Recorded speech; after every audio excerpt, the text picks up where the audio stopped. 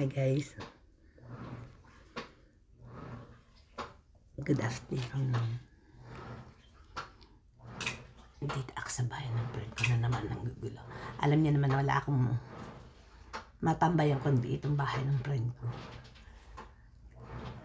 Bukod sa mura na, safe pa. Kalokohan mo. Yan. Ito yung nagagawa ng COVID. Haba na ng buhok ko, oh. Kakatambay.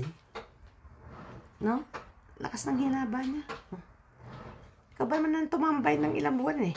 Oh, walang trabaho.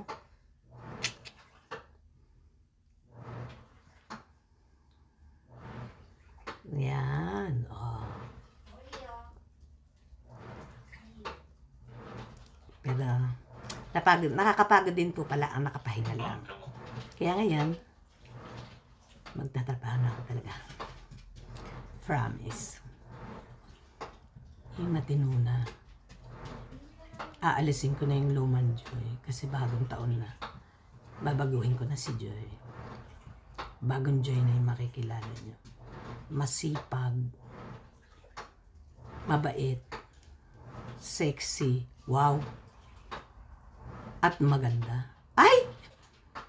Natatawa yung anak ko. Nagtatawanan ako. Akala niya hindi ko siya nakikita. Hindi niya alam may mata ako sa gilid. Dito siya sa gilid ko. Hindi ko siya pakikita sa inyo. Kasi nagtatawanan niya ako. Ay, sa trip ano po. Walang basaga. Kanya-kanya lang yan. Lalang magawa. Kaya napagtitrip ako yung YouTube. Wala lang. Natripan ko lang mag-vlog. Mag-vlog ng dakdak ng dakdak. Napapanahon din kasi ang pagdadakdak eh. Ilang araw din ako na nahimik na sa house. Kaya palayain nyo naman ako. Ayan na naman! Nagagalit na naman yung baby ko! Inis na ako dyan sa baby ko na yan eh. Papansi, sorry ah! Ma, ikaginesto ko na ito. Umuusok yung bibig niya. No, umuusok na. Umuusok yung bibig ng baby Mayo ko. Ay, Mio pala! Sorry. Ay, nagka! Meron dito nanggugulo na naman. Hindi ako makablog ng maayos kasi nanggugulo siya. Ito talaga nagagalit na siya sa akin eh. Ha? Tignan niya naman. He? Ano to sabi na nai? Sirang! Ito si mama. Baby Mio to sabi na nai tita no? Pinapatulang pati aso. Malalahan na ako. Guys! Ano ba tingin sa akin? Okay pa ba ako? Naaaning na ako. Oh my God! Yung nagagawa ng COVID, nakakapraning. Ang ginaw-ginaw na nga eh. Galit siya, iniwan niya ako. Tampo. Tapos sisigaw-sigaw.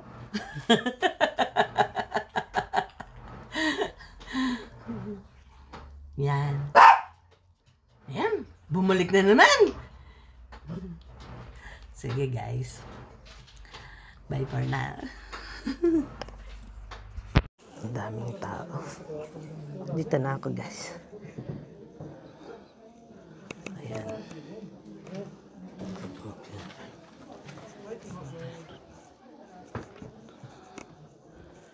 Kuha muna ako ng ticket.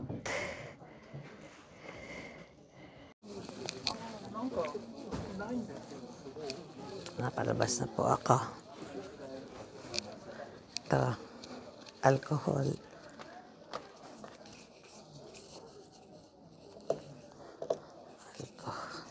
Baba ko muna po yung cell.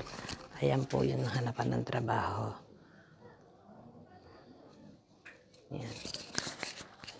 Alcohol muna bago papasok. Baba ko muna.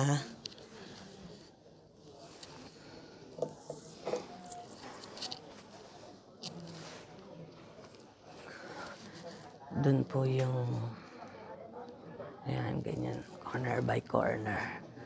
Ganyan po. Ayan, ang ganda talaga sa Japan. Tapos dito pa yung CR.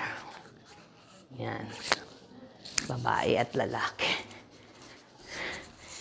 Ito. Drinking fountain. Pasok mo na kasi.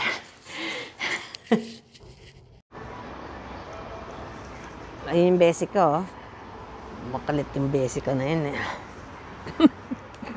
Galit na naman. Parati na lang siyang nagagalit sa akin. Parati na lang siyang hi. Hi guys! Pauwi na. Naka! Nagagalit na naman yung aking baby. Shh!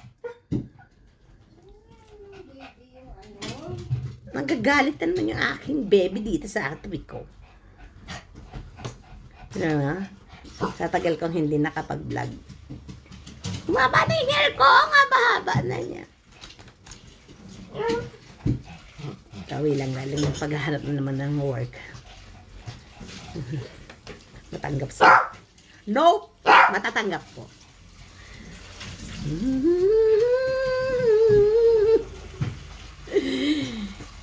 Kalbit ng kalbit dyan. May kalbit ng kalbit kasi dito sa kalbit ko.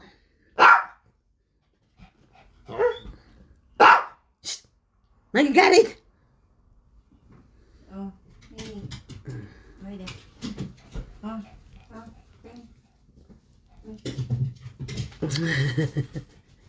Ganun po yung harapan ng trabaho dito, guys. Ang ganda, di ba? Ano siya, talagang nakaayos. Tsaka isang building po yon. Pang second floor po yung mga yung tinatawag na gaijin. Tawag kasi sa aming gaijin. Mga Pilipino, mga Brazil, mga Peruvian ay gaijin. Yan ay parang alien ba?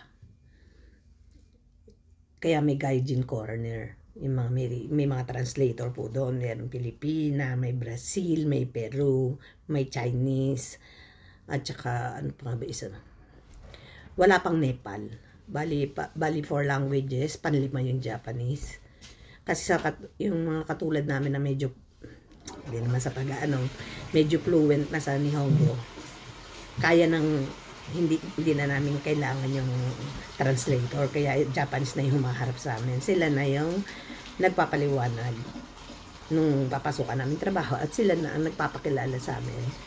At sinasabi nila kung gaano yung percentage ng pagsasalita namin, kung ilang percent kami katatas mag-Japanese, o sila na po ang magpapaliwanag nun. At saka pagkagaling po sa kanila yung, bali ang tawag ba dun yung shokai, ano yan?